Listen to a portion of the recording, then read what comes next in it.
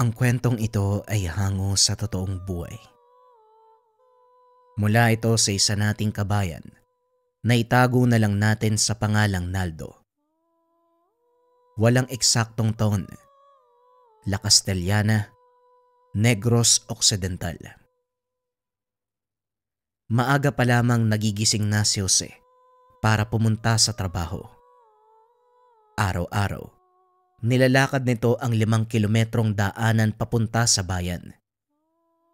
Naninirahan sa kabundukan na sakop ng La Castellana itong si Jose. Mag-isa na lang sa buhay dahil bata pa lang. Namatay na ang mga magulang at kapatid dahil sa malubhang karamdaman. Maswerteng nakaligtas ang binata dahil ng mga sandaling tinamaan ng sakit ang kanyang pamilya. Nasa pangalaga ito ng tiyuhin sa kanilang bayan. Hindi lang ang mga kaanak ni Jose ang namatay, kundi maging ang ilan sa kanilang kababaryo. Hindi na ito naagapan dahil napakabilis kumalat ng sakit. Wala itong pinili. Lalaki, babae, bata at matanda, maging ang mga sanggol sa sinapupunan, isinisilang ng walang buhay. Ayon sa mga nakakatandang nakatira malapit sa baryo ni Jose, isang sumpa ang bumalot sa pamayanang iyon. Kaya simula nang mamatay ang mga mamamayan, wala ni isa sa kanila ang pumasok sa nasabing lugar. Umalis din si Jose. Piniling manirahan sa kabundukan dahil na din sa hindi magandang trato sa kanya ng mga tao. Ayon sa mga ito, si Jose ang dahilan kung bakit namatay ang isang buong baryo at kung bakit nila nasabi ang mga bagay na ito. Malalaman nyo sa pagpapatuloy ng kwento. Tinalikuran ng lahat si Jose, ngunit may 2 taong tumanggap sa binata. Ito ay walang iba kung hindi ang kanyang amo, si Mang Donato, at ang kaibigang si Naldo. Kaso nga lang walang kaalam-alam ang mga ito sa totoong pagkatao ng binata at sa taglay nitong kakayahan. Nagmamay-ari ng malaking koprahan si Mang Donato. Tinanggap nito sa trabaho ang binata at pinagkatiwalaan. Dahil na rin sa kakaibang sipag at tiyaga ni Jose, ipinagkatiwala nito ang pangasiwa ng lugar sa binata. Hindi lang koprahan ang negosyo ni Mang Donato, may malawak itong taniman ng tubo. At ng mga panahong iyon, kinikilala bilang pinakamayamang tao sa bayan. O Jose, mabuti naman at nakarating ka na. Alam kong nakakapagod ang paglalakad O siya, mag-almusal ka na muna bago magtrabaho. Busog naman po ko, amo. At isa pa, nasanay na yung katawan ko sa ganung kahabang lakaran eh. Nako Jose, tigilan mo nga ako. Alam ko na wala kang dalang pagkain sa paglalakbay. Huwag kang mahiya. Pumunta ka sa kusina. Ipaghahanda ka ni Aling Miding ng makakain mo. Inutusan ko siya na gawin yon tuwing umaga. Nang sa ganon pagdating mo makakain ka bago magtrabaho. Kasi nakakahiya naman, amo. Hindi ka na sana nag-abala. Ilang taon ka nang nagtatrabaho sa akin eh.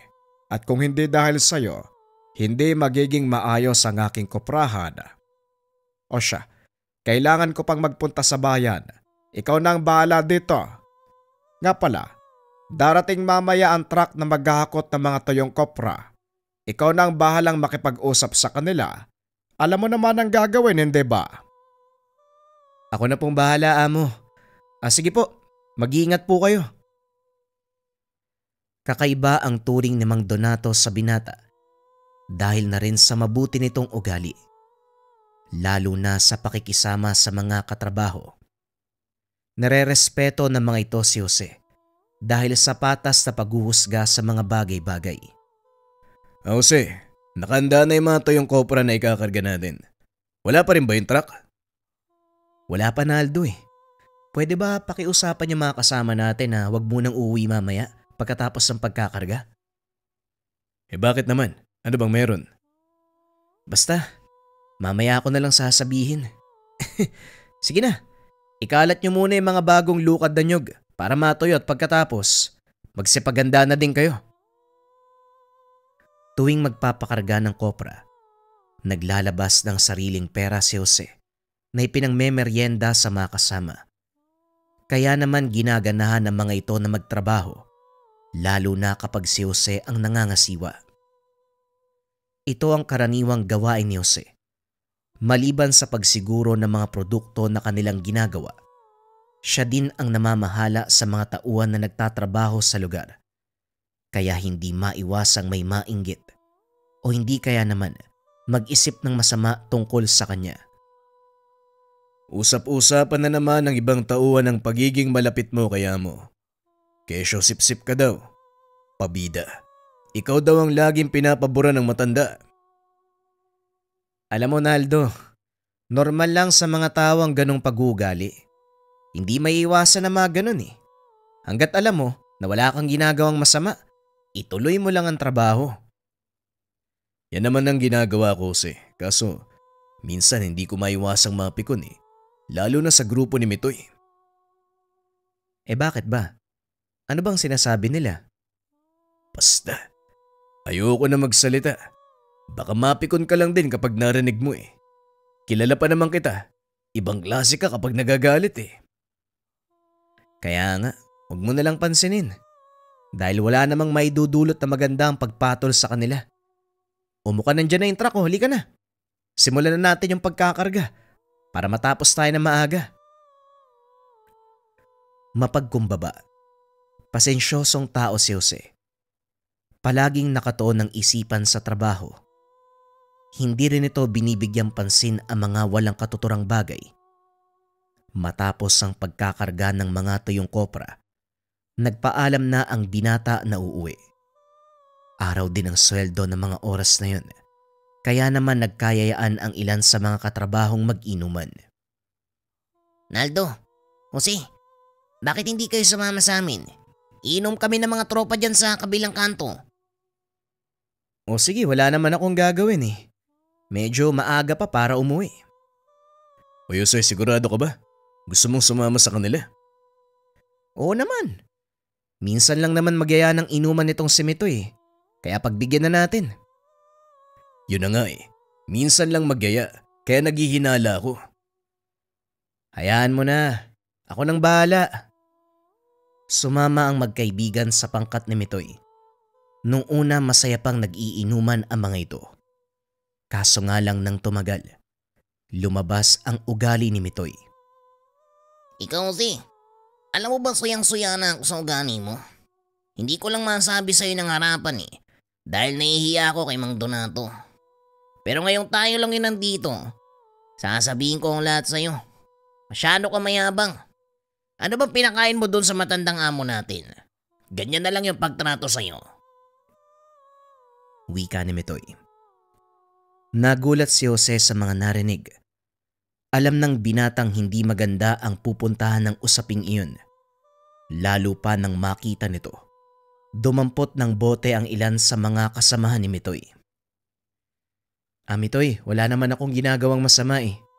Sinusunod ko lang lahat ng utos ni Amo. Sana wag niyo masamain. Wag masamain. Mas nauna kami sa'yo kung tutusin eh. Pero bakit ikaw yung pinagkakatiwalaan niya sa koprahan? Kung nasaan man ako ngayon, yon ay dahil sa kagustuhan ni Amo. Wala akong magagawa kung nilagay niya ako bilang tagapangasiwa ng koprahan. Kung tutol kayo, bakit hindi kayo magsabi kay Amo? Hindi na kailangan. Alam mo si, isa lang ang paraang alam ko para matigil yung kaambugan mo. Dito kita tuturuan ng leksyon. Ganun ba?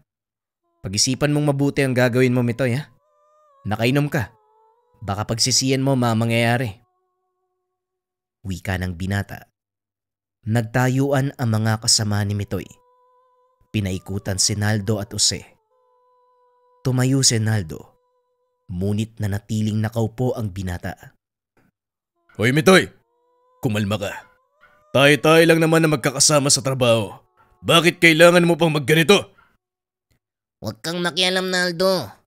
Kung ayaw mong masaktan, umalis ka na dito. Sige na, Naldo, umalis ka na. Ako lang ang pakay nila. Ayoko madamay ka. Pero Jose, mapapahama ka lang. Halika na, umalis na tayo dito. Hindi, Naldo. Patuloy lang lalaki yung gulo kung hindi ko tatapusin to ngayon eh. Pero hindi mo sila kaya, Jose. Nababaliw ka na ba? Malalaking tao ang mga yan, oh. At isa pa, napakadami nila. Magtiwala ka lang sa akin, Naldo. Umalis ka na. Ako nang bahala. Pag-uusap ng dalawa. Dahan-dahang naglakad palayo si Naldo hanggang sa makapagtago ito sa likod ng puno. Pinanood ang kaibigan kung ano ang gagawin. Handa siyang tumulong anumang oras. Hindi niya ito iiwan. Nakatayo ang binata sa gitna ng mga kalalakian. Nagtatawanan ang mga ito habang hawak ang mga walang lamang bote. Hinila ni Mitoy ang damit ni Jose. Sa sobrang lakas ng pagkakahila ay napunit ito. Sigurado ka ba? Ito ang gusto mong gawin? Ang lakas ng loob mo magtanong ng ganyan Kung sa bagay, ito na ang huling pagkakataon na may makakausap kang tao. Tandaan mong mabuti ang mukha ko dahil ito na ang huling makikita mo. Nanlaki mga mata ni Naldo. Nakita nitong naglabas ng patalim si Mitoy. Walang pagdadalawang isip na sinapakang binata. Kaso nga lang laking gulat nito nang mabale ang patalim. Itinulak ni Jose si Mitoy dahilan para mapatras ito ng ilang hakbang. Anong ginawa mo? Paano naputol yung kutsilyo? Wala naman akong ginawa Ikaw nga yung sumaksak sa akin eh. Habang tinatanggal ang napunit na damit, tumambad kay Naldo ang tattoo sa magkabila nitong dibdib. 2 bilog na simbolo, may mga letrang nakaukit. Sator Coronados. Pinaghampas ng mga kasama ni Mitoy ang binata gamit ang mga basyo ng alak. Bagaman nabasag, hindi man lang nasugatan ang katawan ni Jose. Isa-isang sinuntok ng binata ang mga kalalakian. Laking gulat ni Mitoy sa taglay nitong lakas. Matapos gulpi ng mga kasamahan, ibinaling nito ang atensyon kay Mitoy. Walang pagdadalawang isip itong sinugod. Pinagsusuntok ni Jose ang kalaban hanggang sa magkalasog-lasog ang katawan. Hindi makapaniwala si Naldo sa nakita. Ito ang unang beses niyang mamalas ang ganong kakayahan ng kaibigan. Matapos gulpi ng pangkat ni Mitoy, umalis na ng lugar si Jose. Nagulat ito nang makitang nasa likod ng puno si Naldo. "Oh Naldo, anong ginagawa mo dito? Di ba ang sabi ko sa'yo umalis ka na?" Pasensya ka na, Jose. Hindi ko maiwasang mag-alala eh. Mamaya ako nung gawin sa'yo ni Mitoy eh. Hindi ba sinabi ko naman sa'yo na ako na ang bahala? Ay nakoli ka na nga, bago pa magising yung mga yan Mukhang malabong mangyari yan, Jose. Tignan mo yung ginawa mo. Ibang klase yung lakas mo Hoy, wag mo sasabihin sa iba yung nakita mo dito Maasahan ko ba yan, Naldo? Oo naman Para saan pang naging magkaibigan tayo kung ilalaglag kita? Pero teka, sabihin mo rin sa akin, saan ka kumuha ng ganong lakas? Ang mabuti pa umalis na tayo dito. Sa bahay ko na lang ipapaliwanag yung lahat. Pag-uusap ng dalawa. Pagdating sa tinutuloyan ni Jose, kinulit ito ng kinulit ni Naldo tungkol sa nakita. Dahil nakapagbitaw ng pangako, walang nagawa si Jose kung hindi sabihin ang dahilan kung bakit ganon siya kalakas. Yung lakas sa taglay ko, dahil sa mga tato sa magkabilang dibdib ko. Yung kaliwa, krus ng San Benito, napapaligiran ng mga letra. Bawat letra may basag na kapag inusal, nagagamit ng maayos. Magbibigay ng kakaibang lakas, kabal, kunat, depensa sa mga nilalang o pangkaraniwang tao. Yung sa kanan naman, Sator Coronados. Ito yung nagbibigay sa akin ng sapat na kalinawan sa pag-iisip, tamang pagpapasya. Kapag pinagsama ko yung kakayahan nila, nagkakaroon ako ng hindi masukat na lakas at katalinuhan. Sa haba ng paliwanag mo, wala naman ako nauunawaan eh. Pero, agimat yan, di ba? Parang gano'n na nga. Pasensya na ha. Yun ang pinakasimpleng paliwanag tungkol sa mga tattoo ko eh. Pero pare, saan ba nanggaling ang mga yan? Ito ba? Nakuha ko to nung may nakilala akong weirdong matanda eh. Kagaya ko may mga ganito din siyang tattoo. Pangalan nun Tandang Fabian. Fabian? Taga saan naman yung matandang yun? Andito lang yun sa paligid. Hayaan mo. Baka puntahan ko siya sa susunod na araw, isasama kita. Aba ayos ah. Mukhang gusto ko yung sinasabi mo. Sige, sasama ako. Gusto ko ding makilala yung matandang yun. Malay mo, bigyan niya din ako ng aghimat. Duda ako dyan pare. Pero wala namang mawawala kung susubukan, di ba? Ano, dito ka na ba matutulog? O uwi ka pa sa inyo? Siguro dito na lang. Natatakot ako umuwi eh. O sige, mas mabuti nga dito ka na lang matulog para maaga tayo makabalik sa trabaho. Asahan mo, marami tayong gagawin bukas. Matapos ang pag-uusap ay nagpahinga na ang dalawa. Hindi pa rin mapalagay si Naldo. Patuloy na bumabalik sa isipan ang kaganapan.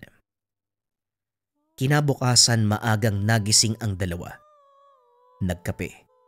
Kagad pumunta sa koprahan. Nanlaki ang mga mata ni Naldo nang buksan nito ang trangkahan ng bodega. Naroon ang mga tauhan ni Mitoy. Kitang-kita niya kung paanong pulbusin ni Jose ang mga katawan nila. Kaya hindi ito makapaniwala na nagawa ng mga ito na tumayo at bumalik sa kanilang trabaho. O Jose, nandito yung grupo ni Mitoy. Hindi ba nilasog mo yung mga yan kagabi? Paano nangyari yun? Huwag kang mag-alala. Normal na makabangon sila. Hindi naman yung physical na katawan yung binugbog ko eh. Yung espiritual. Tigalpo. Yun yung tawag dun. Ha? Hinampas mo sila sa pader eh. Paanong espiritual yun naapektuhan? Ay nako. Mahirap ipaliwanag yung ganyang bagay eh. Halika na. Magtrabaho na muna tayo. Huwag kang mag-alala. Nakalimutan nila yung nangyari kagabi. Walang naaalala yung mga yan. Paanong nakalimutan? Ako nga nanonood lang. Tandang-tanda ko lahat na nangyari. Sila pa kaya? Sila yung nagkandabali-bali yung mga buto. Ayaw mong maniwala. O sige, di tanungin mo sila. Nilapitan ni Naldo ang pangkat ni Mitoy at tinanong. Nagulat ito nang malamang totoo ang sinabi ni Jose. Ayon sa mga ito, nagkaroon ng gulo sa tindahan kung saan sila umiinom. Napuruhan si Mitoy at ang gumulpe sa kanila ay mga dayo mula sa kabilang bayan. Paano nangyari yun? Mangkukulam ka ba, Jose? Sira, hindi ako mangkukulam. Sabihin na lang natin na meron akong kakayahan na gawin yung mga ganong uri ng bagay. Sige na, magtrabaho na nga tayo. Mamaya dumating pa si Mang Donato. Makita wala tayong ginagawa dito eh. Habang nagtatrabaho, hindi pa rin mabura sa isipan ni Naldo ang nangyari. Hindi nito lubos maisip kung paanong nagawa ng kaibigan ang burahin ang alaala ng mga nakaaway. Ilang araw ang lumipas gaya ng ipinangako ni Jose. Isinama nito ang kaibigan upang puntahan ng kanyang maestro. Magkahalong emosyon ang naramdaman ni Naldo ng mga oras na yun. Dahil sa kauna-unahang pagkakataon, makakarap niya ang isang totoong ermitanyo. Bago sila tumuloy sa kinaroroonan ng matanda, namili si Jose ng mga alak, bungkos ng tabako, isang kaba ng bigas. Pinaliwanag nito kay Naldo na ibibigay niya sa maestro ang mga dala. Ano ba ang itsura ng tatang Fabian na yan, Jose? Matandang walang buhok? May hawak na tungkod? Ika-ika kapag naglalakad? Kabaliktaran ang sinasabi mo, Naldo. Magantay ka lang. Mamaya, makikilala mo din sa Maestro Fabian. Maupo muna tayo.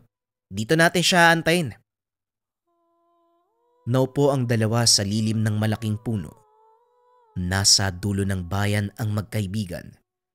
Wala na halos nakatira doon dahil paanan na ito ng kabundukang sakop ng kanilang lugar. Maya-maya lang may nakita si Naldo, isang matandang mahaba ang buhok. Purong puti, nakasuot ng damit na walang manggas. Habang palapit ito, unti-unting lumilinaw ang itsura.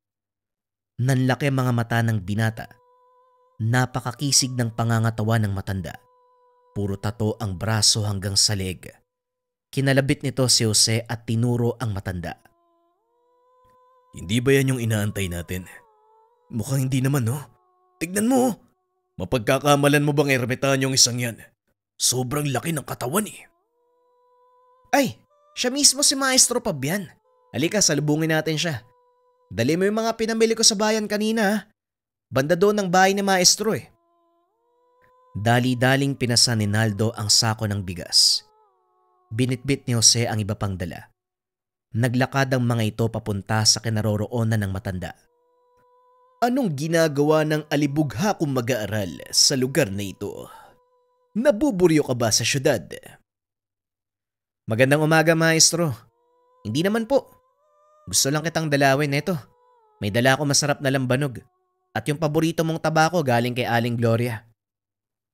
Sinusuhulan mo na naman ba ako? Huli kang nagdala sa akin ng mga ganito nung hiniling mo ang dasal ng selyo ng gabay. Ngayon, ano ang pakay mo?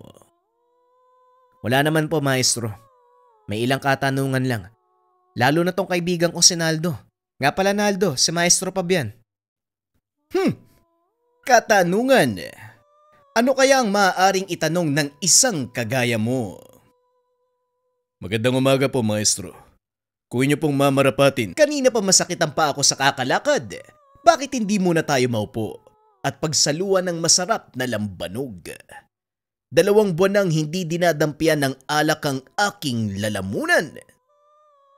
Hindi na naituloy ni Naldo ang tanong dahil pinutol ito ng matanda.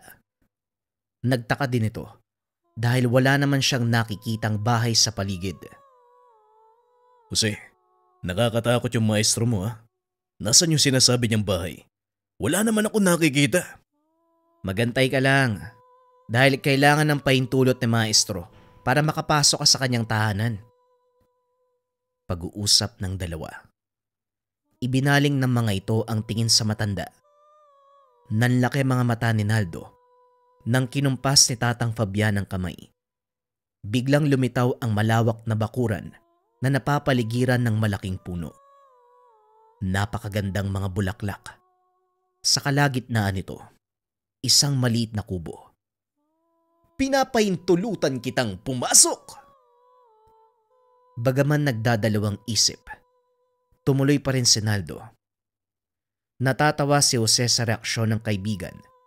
Tila ayaw nitong humakbang sa takot na baka kung ano ang mangyari. Anong nangyayari sa'yo? Tumuloy ka na! Ang laki ng katawan mo pero natatakot ka. Wala kang dapat ipag-alala. Hindi kita ipapakain sa mga alaga kong sigbin.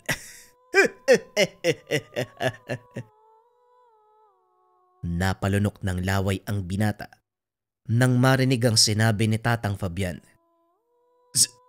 Sigbin? Totoo ba ang sinabi ng maestro mo?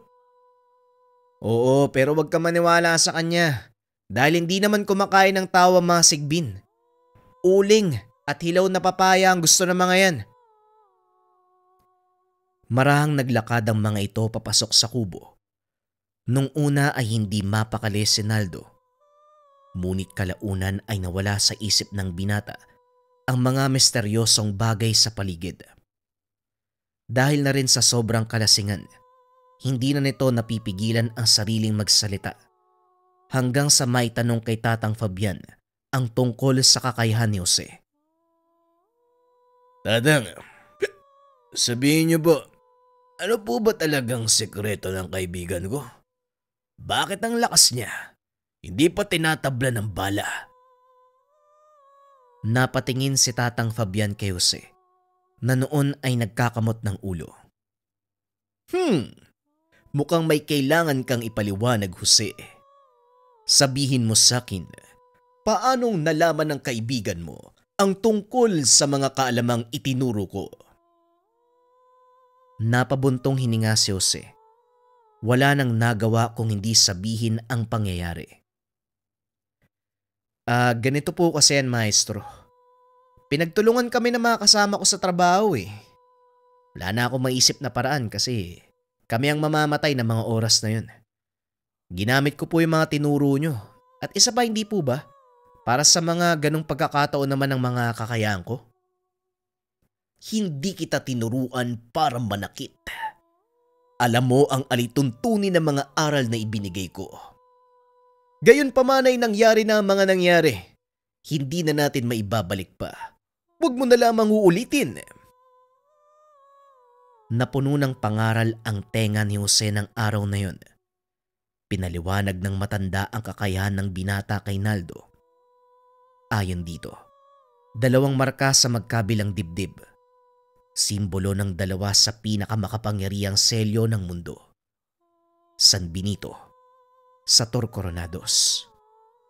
Kapag pinagsama ang dalawang ito, nagkakaroon ng kakaibang lakas ng pangangatawan at katalinuhan sa pagpapasya ang taong may tangan. Ayon din sa matanda, ipinagkaloob niya ang 2 selyo para din maituwid ang kanyang buhay. Inabot ng dilim ang dalawa dahil naaliw ang mga ito sa pag-uusap.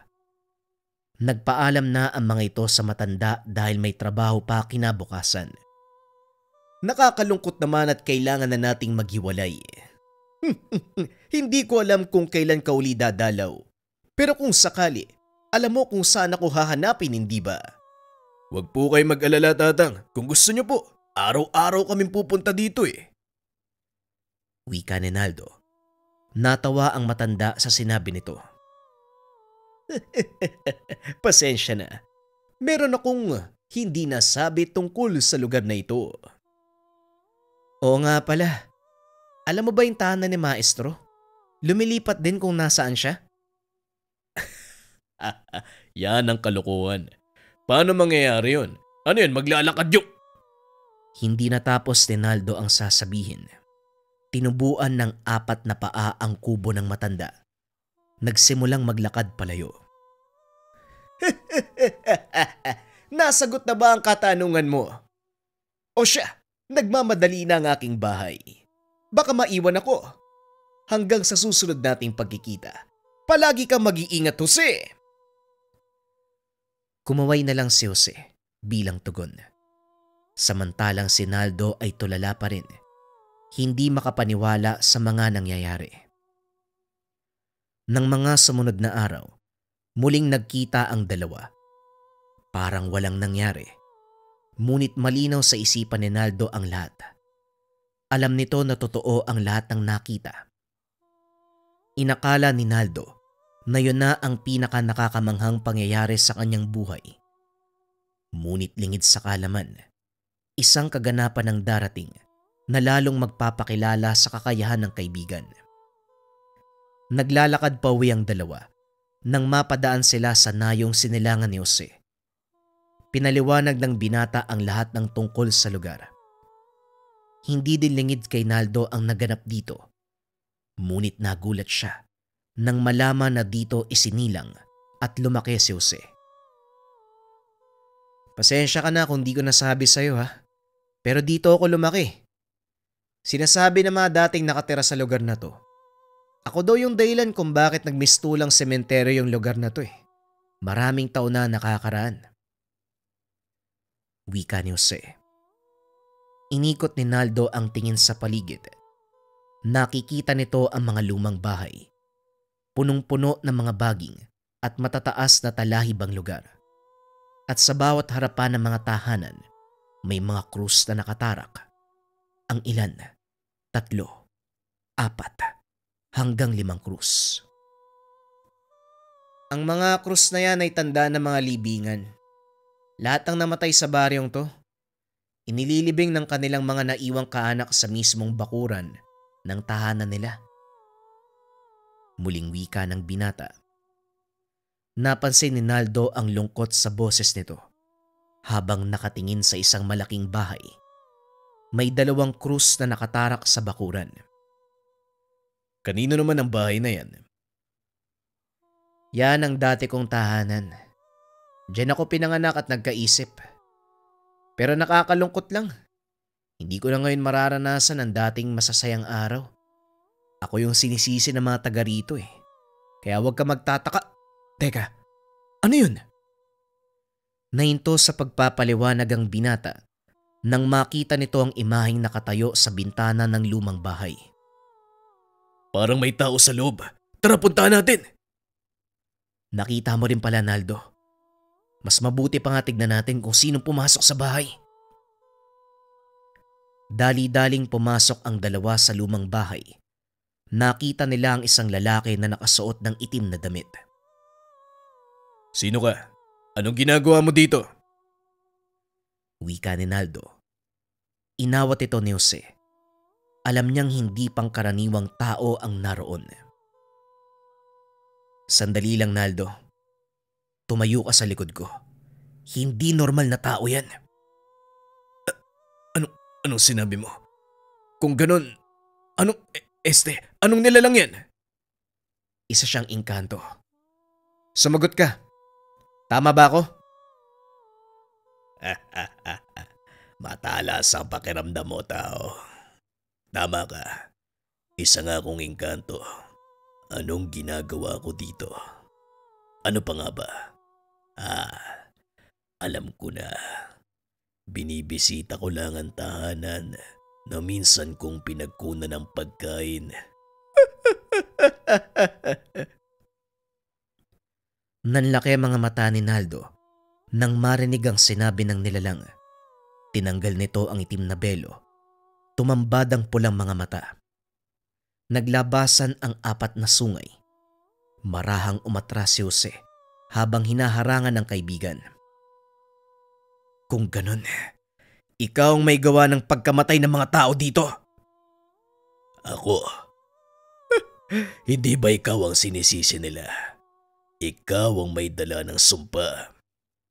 At yun ay dahil sa'yo. Mali ka. Dahil sa amin. Hindi lang ako ang natuwa sa pagkain mula sa nayong ito, kundi maging ang aking mga kaori. Biglang naglabasan ang maraming kamukha ng nilalang. Pinalibutan ng mga ito ang 2. Kinapa ni Naldo ang maliit na punyal sa kanyang tagiliran, ngunit inawat ito ni Jose. Walang silbi ang patalim na yan sa kanila, Naldo. Amin na ang kamao mo. Wika ng binata. Hinawakan nito ang 2 kamao ng kaibigan. Inusala ng dasal. Nakaramdam ng kakaibang lakas si Naldo. Yon ang unang beses na naramdaman ang enerhiyang ito. Anong ginawa mo sa akin, Jose? Sa susunod ko na ipapaliwanag. Sa ngayon, gamitin mo ang lakas na yan. Tulungan mo ako sa mga to. Sa palagay mo, may magagawa ang mga orasyon niyong mga tao. Walang kwenta ang mga dasal. Baka nakakalimutan niyo. Iisang aklat ang pinagkukunan ng ating mga kakayahan. Tama ka. Isang aklat nga ang pinagkukunan ng ating mga kakayahan. Ngunit magkaiba ang ating paniniwala. Ang kakayahang taglay ko, ginagamit para protektahan ng mga nilalang ng Ama. Samantalang kayo, ginagamit niyo ang biyaya ng Diyos para saktan at lipunin ang kanyang mga nilikha.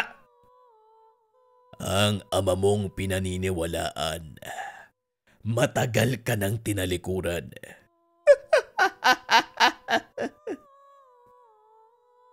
Kinumpas ng nilalang ang kamay. Nagsipagsuguran ang mga kasama. Sinalubong naman ito ni Jose gamit ang kanyang kamao. Nagliliwanag ang mga marka sa katawan ng binata. Laking gulat ni Naldo dahil sumasagot ang kamao niya sa bawat pintig ng puso. Sinubukan nitong suntukin ng isa sa mga kalaban. Napangiti ang binata dahil kakaibang lakas ang pinamalas ng suntok na yun. Pinagtulungan ng 2 ang mga nilalang hanggang sa magsipulasan ang mga ito. Naiwan na lang ang kanilang pinuno. Ako si Aghan, pinuno ng mga dalawi daw. Kung sa palagay mong nakakalamang ka, hindi pa ako nagsisimula. Nagpakilala ito sa pangalang Aghan. Sinugod ito ni Jose. Sinalubong naman ng binata ang atake. Sa pagkakataong iyon nanonood lang si Naldo. Namalas nito ang kakaibang lakas ng kaibigan, maging ang kakaibang lekse ni Jose. Nakikita ng binata ang bawat atake ni Aghan, kaya naman mabilis niya itong naiiwasan. Sunod-sunod na suntok ang binigay ni Jose hanggang sa manghina na ang kalaban. Napalhod na lang ito. Hinawakan ni Jose ang magkabilang sungay ng nilalang. Binalibag sa sahig.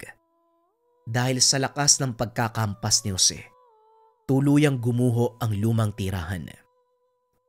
Paulit-ulit nilampaso ng binata ang kalaban hanggang sa kusa na itong maging abo at naglaho. Sino yung nilalang na yun, Jose? Saka anong kinalaman niya sa nangyari dito sa baryo niyo? Siya ang may kasalanan sa pangyayari na sinisisi sa akin ng mga kanayon ko, Naldo. Sa wakas kahit papano, nawala na yung bigat na dinadala ko. Kahit hindi ko nagawang linisin ang sarili kong pangalan, alam na ng mga yumao ang katotohanan. Sapat na sa akin yun. Nay, tay, makakatawid na po kayo sa kabilang buhay. Huwag niyo akong alalahanin. Nasa mabuti akong kalagayan. Wika ng binata. Laking gulat ni Naldo nang mabalot ng napakaraming alitap-tapang paligid. Naglabasan ang mga ito mula sa bawat puntod sa lugar. Unti-unting naunawaan ni Naldo ang nangyari kay Jose. Mas lalo niya itong nakilala sa pagdaan ng panahon. Patuloy na naging matalik na magkaibigan ang dalawa. Hanggang sa nagpasya si Jose na sundan ng yapak ng kanyang maestro. Bigla na lang itong nawala. Maraming taon nang lumipas, nagkaroon ng sariling pamilya si Naldo.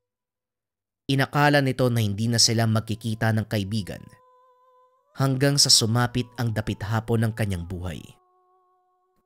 Kasalukuyang nakaupo si Naldo sa tumba-tumba nang maaninag nito ang imahe ng isang lalaki. Kagaya niya puti na ang buhok at may hawak na tungkod. Sinasabi ko na nga ba, dadalawin mo din ako. Ano, Jose? Kumusta? Eto, masaya sa pinili kong landas. Ikaw, kamusta naging buhay mo? Nakakaramdam na ng pagod. Mukhang hindi na ako magtatagal. Oras na para magpahinga, kaibigan. Halika, sumama ka na sa akin. Sabay tayong tumawid sa liwanag. Napangiti si Naldo sa sinabi ng kaibigan. Nilingon nito ang mga apo na noon ay masayang naglalaro. Lingid sa kalaman ng matanda, nakasilip sa pintuan ng kanyang panganay na anak. Nakita nito na inunat ni Naldo ang kamay ng ilang segundo. Pagkatapos ay biglang bumagsak. Alam na ng anak na dumating na ang panahon ng pamamaalam ng ama. Nilapitan nito si Naldo. Naupo sa tabi. Ay, kung gusto mong sumama sa kaibigan mo, sumama ka na. Huwag mo kaming alalahanin. Wika ni Rigor, anak ni Naldo. Pasensya ka na, anak. Ganito talaga ang buhay bilang tao. Kailangan magtapos ang bawat yugto para magsimula ang panibago. Ngunit masaya akong iiwan ang mundong ito dahil nagawa ko kayong palakihin ng maayos. At yun po ang pinakamagandang nangyari sa buhay namin. Nagkaroon kami ng isang mabuting ama. Magpahinga ka na, tay. Kami nang bahala sa mga naiwan mo. Ngumiti si Naldo. Marahang ipinikit ang mga mata. Narinig ni Rigor ang huling kataga na binulong ng ama. Halika na, Jose. Handa na akong sumama sa liwanag. Matapos nun, tuluyang binawian ng buhay ang matanda. Ngunit bago pa man tuluyang magtapos ang buhay, naipaliwanag niya ang mga karanasan, dahilan kung bakit nakarating sa atin ang kwento ni Naldo at ng kaibigan niyang si Jose. Ang taong nagtatangan ng kapangyarihan, ang selyo ng San Benito at Sator Coronados. Ang susunod na kwento ay bagong kwento pa rin mga kabayan. Ito ay tungkol pa rin sa Sator Coronados. Huwag na nating patagalin pa. Simulan na ang kwento. Ang kwentong ito ay hango sa totoong buhay. Mula ito sa isa nating kabayan na itago na lang natin sa pangalang Mang Salome. Taong 1980. Sibulan Negros Oriental. Hoy Salome, umaga pa lang nag-iingay ka na dyan ah. Ano ba yung inuukit mo sa tabletang bato? Hindi ba sapat yung mga hinulma mo? Sangkaterba na nga yung mga yun nakatambak sa kwarto eh. Wika ni Mang Ganoy sa kapatid na si Mang Salome. Kasalukuyang hinuhulma ni Mang Salome ang nabiling kaperasong marmol sa kakilalang sepulturero. Ukitan ng dasal ng medalyong Sator. Malapit na sanang matapos. Kulang na lamang ng isa. Ay naku, napakaingay ng bunganga mo. Bumalik ka na nga lang sa pagtulog. Hindi ka naman nakakatulog eh. Wika ni Mang Salome. Nasa ginagawa lamang ang tingin. Hindi nag-abalang lumingon sa kapatid. Sabihin mo nga sa akin kung paano ako makakatulog. Ang ingay-ingay mo riyan. Parang nababaliw ka na sa lagay mo eh. Salome, habang tumatanda ka kung ano-ano ang ginagawa mo, hindi na kita maintindihan. Diyos mio kang gurang ka. Pati orasyon inuukit mo sa bato. Meron pang lapida. Bakit mo kasi pinupuna yung ginagawa ko? Hindi nga kita pinapakialaman eh. Kasi naman kapuna-puna. Meron ka ng 6 na marmol, kulang pa ba? Nakakaubo yung alikabok eh. Lumayo ka kasi para hindi ka maubo. Yung kusina yung atupagin mo para makapagkape tayo pagkatapos ko rito. Ako yung mas matanda tapos ako yung uutusan. Aba ayos din to ah. Kapag sinunod mo yung sinabi ko, bibigyan kita ng pangsugal mamaya. Narinig ko mamayang hapon may sabong. Ay, kung ganyan ang usapan, ipagtitimpla kita ng kape. Lulutuan pa kita ng agahan. Ano ba ang gusto mo? Biskweto, tinapay? Bibilan kita, sige. Natawa si Mang Salome sa sinabi ng kapatid. Kapag usapang sugal ang dali mong kausap. Tinapay yung hindi matigas. Wala na akong ngipin eh. Walang matigas na tinapay sa mainit na kape. O siya, pupunta na ako ng kusina para makapaganda. Napailing na lang si Salome. Tinapos na ang paghulma ng marmol. Nagtungo sa lamesa para makapagkape. Habang kasalo si Mang Ganoy, napag-usapan nila ang nasagap na balita. Pagpunta ko dun sa tindahan, naabutan ko nagkukumpulan yung mga chismosa. Ginawang pulutan yung nangyari sa kabilang bayan. Masyado na yung malayo pero umabot hanggang dito eh. Balita tungkol sa mag-ina. Inatake daw ng kung anong hayop. Yung iba sabi nila lang. Parehong namatay.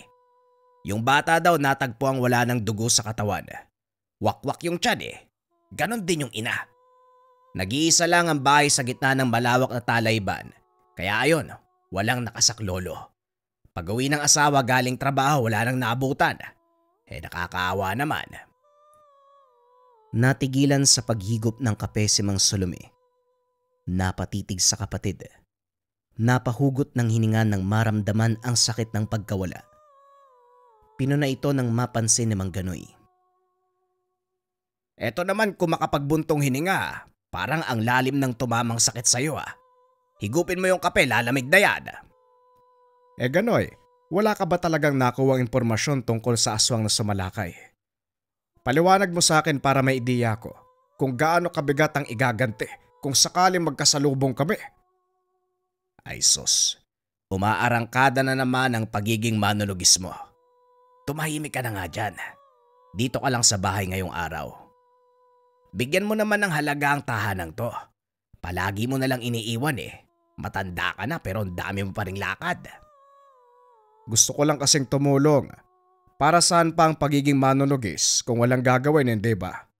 Sige na, paliwanag mo ang iyong nalalaman. Dadagdagan kita ng panginom at pangtabako. Nagabot ng pera para sa bisyo ng kapatid. Ay kasi ganito yan eh. Yung narinig ko, isang tiktik ang sumalakay. May bali-balita pa. Kakilala lang ng biktima at nasa kaparehong baryo nakatira. Isang lalaki.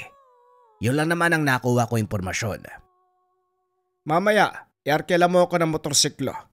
Pupunta ako roon para makapagtanong. Igaganti ko yung mag-ina sa sinapit nila. Talagang nakakaawa eh. Etong si Salome hindi pwede yan. Kakadating mo lang ah. Alis ka na naman. Dito ka muna sa bahay kahit ngayong araw. Hindi to libingan na dadalaw-dalaw ka lang. Basta mag-arkila ka. Babawiin ko yung pera sa'yo. Huwag mo na akong kontrahin. Alam ko ang ginagawa at nag-iingat naman ako. Basta mamayang hapon ipakuha mo ko rito ha. Yung mura lang ang singil para makatipid. Napabuntong hininga si Mang Ganoy. Kapag ganitong usapan, hindi mapipigilan ang kapatid. Nang mga sumunod na oras, binalikan ni Mang Salome ang ginagawang tableta. Isa-isang inukit dito ang mga letra ng orasyon. Maingat ang bawat proseso para maging maganda ang resulta. Nang makumpleto, ganun na lamang ang pagngiti ng matanda. Ang ganda ng ngiti pero sayang kasi walang nakikita ang ngipin. Si Nolan pala ang pinakiusapan ko. May motorsiklo kasi ang binatang yon. Nasa labas na siya, papawiin ko ba? Hindi ka pa nakapaganda eh. Ang hilig mo namang umeksena, tanda. Kumatok ka nga muna bago ka pumasok. Nakakagulat ka rin eh. Pagintayin mo siya, magbibihis lang ako. Pakibalot ng tela mga tableta. Dadaling ko yan mamaya. Ano daw? Ang bigat ng mga to tapos bibit-bitin mo. Hindi mo man nakikita ang iyong sarili, Salome. Nakukuba ka na nga, magbubuhat ka pa. Maawa ka sa mga buto mo. Matandang to. Akala mo malakas ka pa eh. Konti na lang ugod-ugod na. Tinitigan siya ng masama ni Mang Salome. Naintindihan naman ng kanyang tingin kung kaya't wala ng reklamong sumunod. Binalot ng makapal na tela ang 7 tabletang marmol. Maingat na sinilid sa bayong. Naunang kinarga sa motorsiklo. Pati ang binatang driver ay napapatanong. Sinenyasan na lang ni Mang Ganoy na tumahimik kung ayaw makatikim ng salita mula kay Mang Salome. O siya, lalakad na ako. Wag mo na akong antayin mamayang gabi dahil hindi ako uuwi. Bukas, hindi rin ako sigurado kaya mas mabuting isipin mo na lamang ang iyong sarili. Talagang hindi kita iisipin, ang pangit mo eh. Pagka-uwi mo, huwag mong kalimutan na magdala ng tabako ha. Malapit nang maubos yung sakin eh. Ay nako, halika na nga bata. Umalis na tayo dito. Mamaya kung ano pang isipin niya na ipadala eh. Nakarating si Mang Salome sa mismong tahanan ng biktima. Hindi nakaburol ang mga katawan dahil sa lala ng kalagayan. Pinasunog na lamang at diretsyong inilibing ang abo.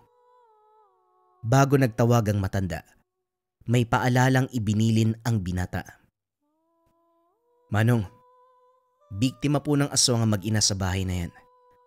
Balita ko rin po, hindi makausap ng maayos yung asawa dahil sa nangyari. May narinig pa nga ako eh. May hinabol daw yan ng itak. Wala akong ideya kung anong pakay nyo. Pero sigurado po ba kayo? Tutuloy kayo dyan? Ako ang kinakabahan para sa inyo eh. Nolan, mas mabuting bumalik ka na lang para matulungan mo ang tatay mo sa pag-aalaga ng mga baboy. Ayos lang ako dito. Huwag mo kong alalahanin. Tumuloy sa tahanan si Mang Salome. Kagad naman siyang sinalubong ng isang lalaki na may bitbit na itak. Masama ang titig nito. Akma siyang susugurin. Dali-daling nagpakilala. Sandali, hindi ako manggugulo. Hindi ako kalaban. Nabalitaan ko nangyari sa mag-ina mo. Nandito ako para hanapin at tugisin ang aswang na ng biktima. Tutulungan kita magigante kung hahayaan mo ko. Ibinaba ng lalaki ang patalim. Sinuri ng tingin si Mang Salome. Pinatuloy niya sa loob ng tahanan at doon nag-usap. Raul ang pangalan ko, Manong. Taga saan po ba kayo? Hindi kita napapansin dito sa lugar namin eh. Paano nyo rin po pala nabalitaan na nangyari? Gano'n na ba kabilis kumalat ang balita ngayon? Kung balita tungkol sa aswang, oo. Isa itong banta sa mga tao kung kaya't pinakalat upang maalerto ang lahat. Ako si Mang Salome, isa akong manunugis. Maraming taon ko nang ginagawa to eh. Marami na akong pinuksang aswang. Isasali ko sa listahan yung nilalang na pumatay sa mag-ina mo. Nagtataka siya sa ipinakitang reaksyon ni Raul. Hindi maintindihan. Makikita sa mata ang kagustuhang magigante, pero parang nag-aalangan. Manong, sa totoo lang, kilala ko yung aswang na yun eh. Nandito lang siya sa paligid. Nagkaroon kami ng away matagal na panahon na nakalipas. Pero bigla na lang siyang gumanti ngayon eh. Ilang beses ko siyang napansin na umaaligid sa tahanan. Hindi ko masyadong pinansin kasi akala ko wala lang eh. Kaso nga lang ito nangyari. Ganun ba? Baka nag-aantay lang ng tiyempo ang aswang na yon. Sa pagkakalam ko nung sumalakay wala ka sa tahanan. Yun sigurong pagkakataong planong sumalakay ng nilalang. Hindi bale, tutulungan kita sa usaping yan. Inilatag niya ang 7 medalyon sa bawat sulok ng bahay. Nang mailagay sa tamang pwesto, nagsagawa ng maiksing orasyon. Sa pamamagitan nito, direktang paghamon sa nanggagambalang aswang. Muli nilang pinag-usapan ang detalyong deskripsyon ng tao. Pagsapit ng gabi, bantay sarado ng dalawa ang buong paligid. At gaya ng inaasahan, nakita nila ang isang lalaki na naglalakad sa kalagitnaan ng mga talahib. Hindi to mapalagay. Panay ang paglingon. Siya na po yung sinasabi ko, Manong. Ano pong gagawin natin? Mamaya bigla yung magpunta rito eh. Wala akong alam sa pakikipaglaban sa ganyang klase ng nilalang. Huwag kang mag-alala, iho. Protektado ang buong lugar. Walang magagawang aswang na yan kahit lumapit pa rito. Hindi mo rin kailangan lumaban dahil ako ang haharap sa kanya. Kami ang magtutuos. Pero hindi pa sa ngayon. Hayaan mo lang siya. Naguluhan si Raul sa ibig sabihin, pero hindi nakapagtanong nang mapansin na nag-uusal ang matanda. Kasabay nito ay ang paglapit ng nilalang. Dumaan lang. Ang nakapagtataka ay si Raul lang ang nakita, hindi ang matandang manunugis. Nang makalayo ang lalaki, hindi mapigilang magtanong. Manong, anong nangyari? Bakit parang hindi ka nakita nun? Sa akin lang siya nakatingin eh. Epekto po ba yan ng dasal nyo? Tama ka. Sinadya ko ang ganitong pamamaraan. Mas maganda kung pahihirapan siya ng paunti-unti. Paglalaroan. Mas maganda rin yan. Para hindi niya malaman kung sinong may gawa. Mapoprotektahan ka rin. Mas mabuti nang maging maingat. Tumangulang si Raul. Buo ang tiwala kay Mang Salome, kung kaya't hinayaan ito sa anumang gagawin. Paglipas ng mga oras, muling nagsagawa ng orasyon ang manunugis. Ganon na lang din ang pagtataka dahil 2 presensya ng aswang ang naramdaman. Ang isa ay tiktik at ang isa ay gabunan. Malakas ang banta ng gabunan kumpara sa tiktik. Tapos na sa pambibiktima ng mag-ina. Dahil dito, mas pinagtibay ang orasyon sa mga medalyon upang mapalakas ang pangontra. Nang mga sumunod na sandali, lumabas si Mang Salome nang mapansin ang puwersa nito sa paligid. Tulog na ng mga sandaling ito si Raul, kaya siya na lamang mag-isa ang sumuri sa labas. Bitbit ang sulo, latigo, dahan-dahang naglibot. Hindi nagtagal napansin ang taong papalapit.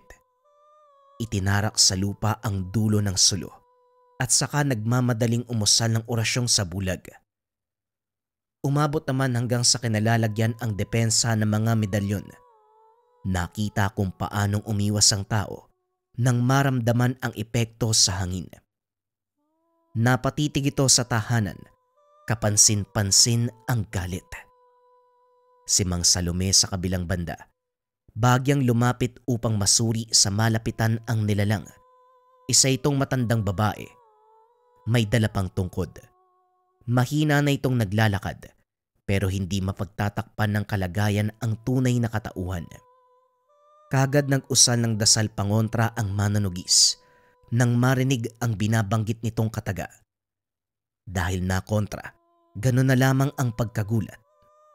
Tumingin ito sa paligid pero dahil walang makitang kahit sino, sinubukan muling bumigkas, kaso nga lang muling nakontra.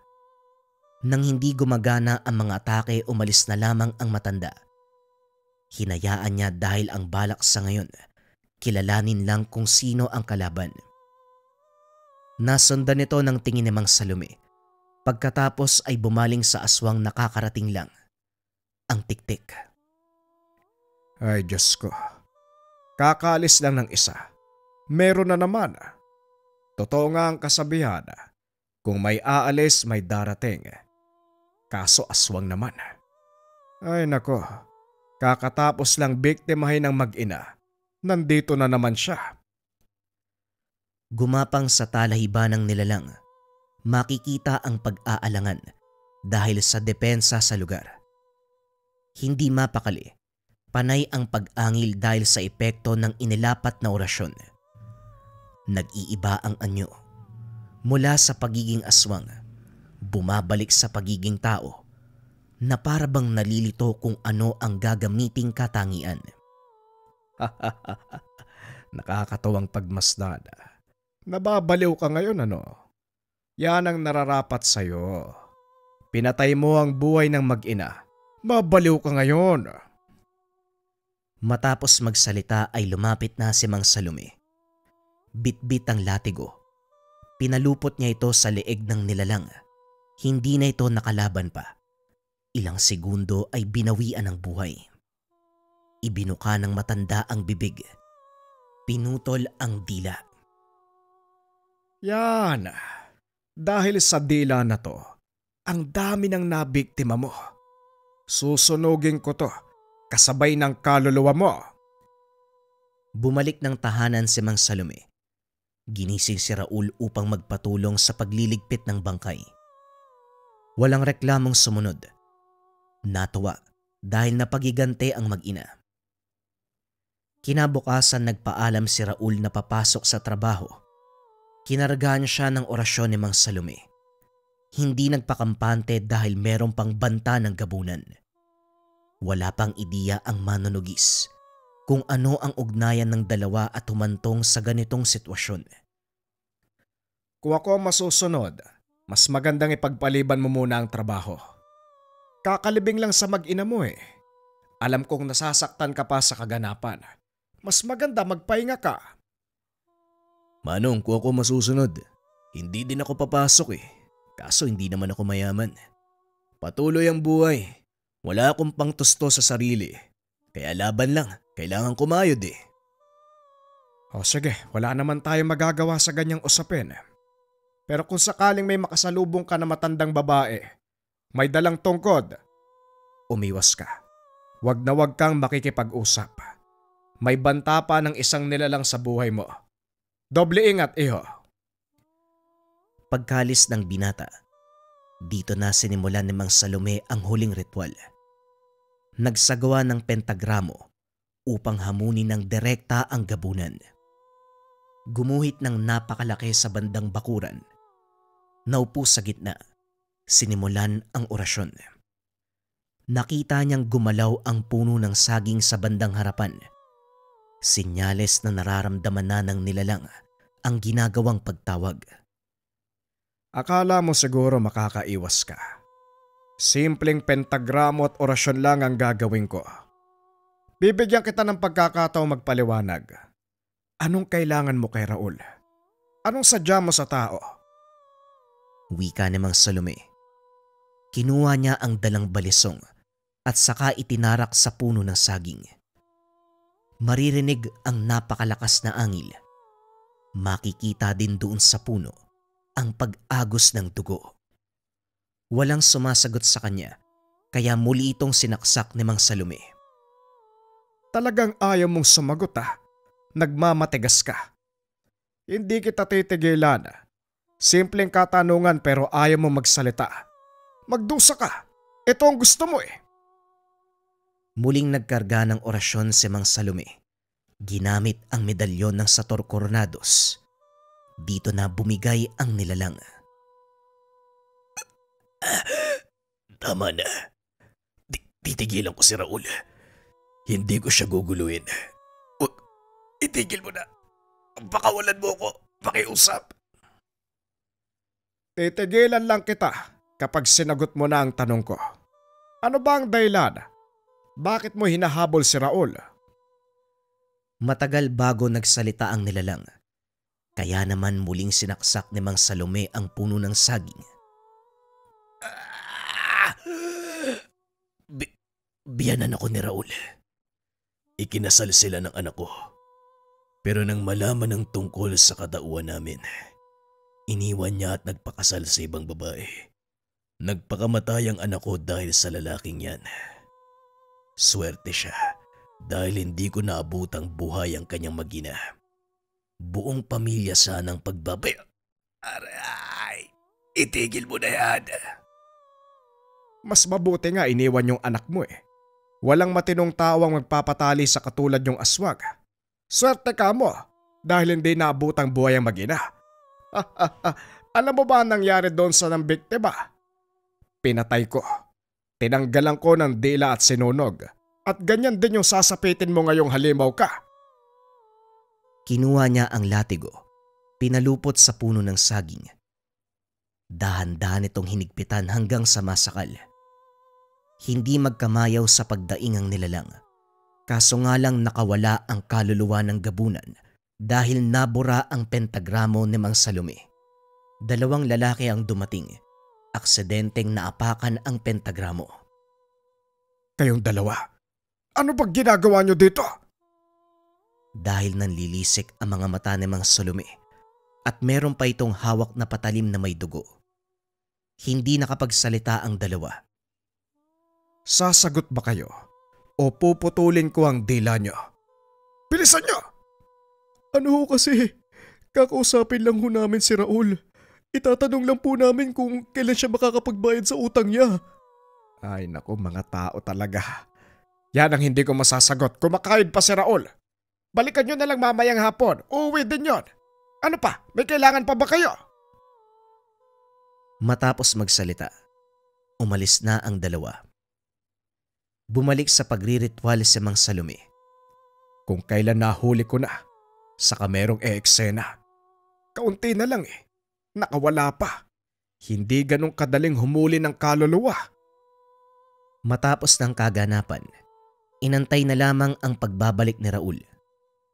Pagdating, nakaramdam kagad ang manunugis ng kakaiba. Umuwing sakitin, nangihina at namumutla.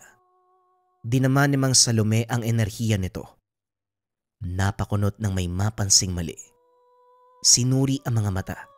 Dito napagtantong nawawala ang kamalayan ni Raul. Pinahiga niya ito malapit sa medalyon. Ilang sandali pa ay nawalan ng malay ang binata. Sige lang iho, magpahinga ka lang muna. Nakakainis kasi. Nakawala pa yung nahuli ko Mabuti na lang talaga, nakargahan kita ng orasyon kanina. Hindi gaanong umepekto ang sumpang inilapat sa'yo. Matigas talaga yung ulo ng nilalang na yan Matapos magsalita, muling umukit ng pentagramo si Mang Salome. Dinala sa loob ng pentagramo ang puno ng saging. Inukitan ng iba't ibang uri ng letra. Nagdasal ng inkantasyon. Buong puwersang sinaksak ang puno. Muli niyang narinig ang paghiyaw ng nilalang. Swerte ka lang kanina dahil merong nanggulo sa ritual ko. Ngayong nandito ka na, papatayin na kita. Talagang binalikan mo pa si Raul, ah? Dali-daling pinulupot ng matanda ang latigo sa dulo ng puno, sabay higpit upang masakal. Ganon na lamang ang pag-angil ng nilalang. Nararamdaman din ni Mang Salome ang pagwawala nito dahil sa paggalaw ng mga medalyon. Laking gulat ng matanda. Naririnig niya ang bawat pagsigaw. Nasa malapit lang ang aswang. Dali-dali niyang hinugot ang latigo at saka lumabas. Patuloy pa rin sa pag-uusal ng dasal hanggang sa makita ang hinahanap. Nakabulagta ang aswang sa talahiban. Kagad itong tumayo nang makita ang manunugis. Panay ang pag-ilag ni Mang Salome sa ginagawang pag-atake. Hindi na ganong kalakas at kabilis ang kilos nito dahil sa mga ginawa ng matanda. Talagang pumunta ka pa rito, ano? Nagbabakasakali ka ba na mapapatay mo kaming dalawa? Pinaglaruan ni Mang Salome ang gabunan. Paulit-ulit na hinahampas ng latigo. Naturingan kayong pinakamalakas sa pisikal na laban. Kaso ang problema, hindi yun ang ginamit ko sa'yo. Pasensyahan tayo. Dito ka na mamamatay. Matapos magsalita ni Mang Salome, kinuha ang punyal, pinunasan ng puting tela, kinargahan ng orasyon. Dahan-dahan niya itong binaon sa puso ng nilalang. Ang ginawa kong proseso sa'yo ay isang maayos na paraan sa pagkitil ng buhay ng isang nilalang. Nirespeto pa rin kita. Kahit ang dapat sa mga kagaya nyo, patayin na lang ng diretsyo. Pero alam ko na meron kang pinanghuhugutan. Meron kang dahilan sa pambibiktima. Kaso nga lang, hindi pa rin tama ang pumatay. Sinunog ni Mang Salome ang katawan ng nilalang. Bumalik na sa tahanan. Pagkarating niya ay gising na si Raul. Manong, wala po ako may bibigay sa inyo kundi pagpapasalamat lang. Ay sus Mariosep, sa dami ng nangyari, bayad ang iniisip mo. Iho, ang layunin ko ay makatulong sa kapwa laban sa mga hindi ordinaryong nilalang. Hindi ako kumikita ng anumang salapi. Yung sahod mo ipunin mo, pambayad doon sa mga pinagkakautangan mo. Istorbo yung mga yun eh. Nagpunta dito, nagsasagawa ko ng ritual. Nakatakas pa yung hinuli ko, magbayad ka kasi ng utang mo. O siya, sige na, lalakad na ako, mag-iingat ka. Hinatid siya ni Raul hanggang sa kalsada. Pagkarating sa bahay ay sinalubong siya ni Mang Ganoy. O, nandito na yung matandang lakwatsera. Kumusta ang lakad ba? Hindi pa nga nakakaupo yung tao, puro panlalait na. May pagkain ba dyan? Nagugutom na ako eh. Meron sa lamesa, pinagtabihan kita. Ano nga nangyari? Napuksa mo ba yung aswang? Nasaan na yung tabako ko? Wala kang dala eh. Ano bang akala mo? Nagpasarap ako doon. Nanugis ako ng nilalang. Bumili ka na lang dyan sa tindahan. At syempre oo, napatay ko yung aswang. Ako pa ba? Napakahambog talaga. Pero napansin ko nag-iiba yung pamamaraan mo. Dati talagang nakikipagsabayan ka sa mga nilalang na yan eh. Nakikipagpatayan ka. Pero ngayon dinadaan mo sa orasyon, mga pentagramo, medalyon at iba't ibang uri ng ritual. Ano ba nangyayari? Syempre sa edad kong to, kailangan makaisip ng ibang pamamaraan. Oo, malakas ang tangan kong sator, pero ang katawan ng tao ay may limitasyon. Ngunit ang lakas ng ating pananalig, ang lakas ng iba't ibang uri ng mga dasal, yan ang walang hangganan. Yan ang ginagamit kong paraan. Ganun ba? O sige na, wala naman ako naiintindihan eh. Kumain ka na lang siguro dyan para magkalaman yung sikmura mo.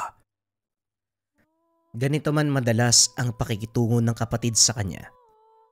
Malaki ang pagpapasalamat ni Mang Salome kay Ganoy. Suportado siya nito sa piniling larangan. Alam din ng kanyang kapatid na marangal at dakila ang layunin ng gawain nito. Ginagamit niya ang kaalaman para sa kapakanan ng ibang tao.